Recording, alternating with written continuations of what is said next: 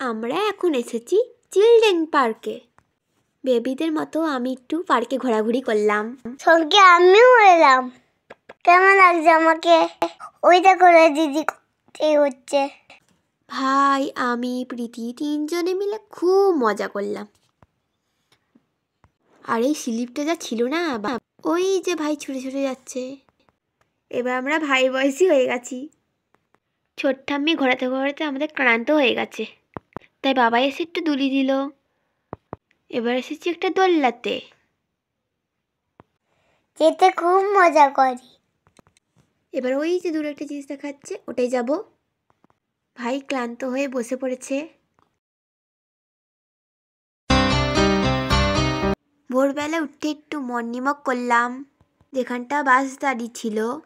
আর ওই যে দূরে সূর্য মামা দেখা দিচ্ছে, তার উল্টো দিকে একটা পাহাড়, খুব সুন্দর লাগছে। প্রাকৃতিকটা খুব এনজয় করলাম।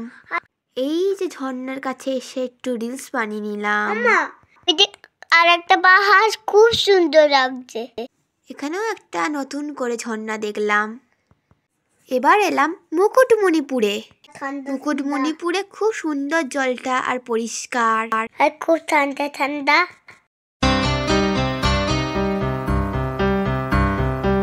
এই যে বাবাই আমাকে মাথার ফুলটা কিনে দিয়েছে, দেখো তো আমাকে কেমন লাগছে।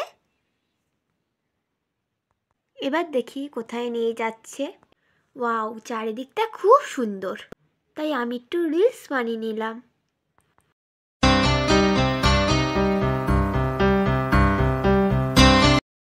এখানে এসে কত রকম ছাগল দেখতে পেলাম।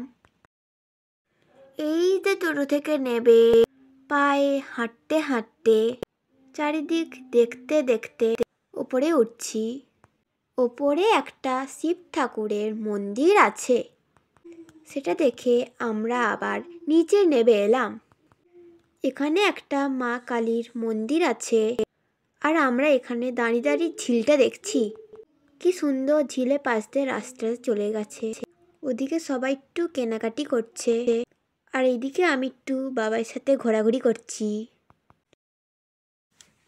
ওই যে দূরে দেখো কত ছোট ছোট দ্বীপ রয়েছে।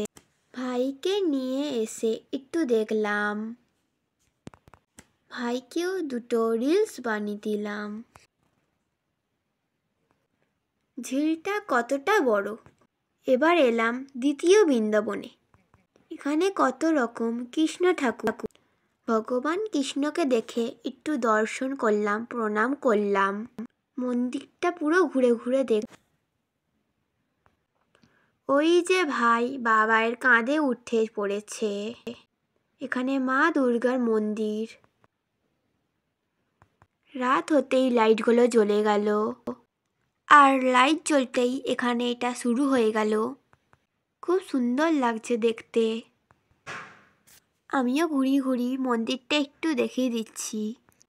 এখানে বিশাল বড় একটা ভোলে বাবার বসে আছেন।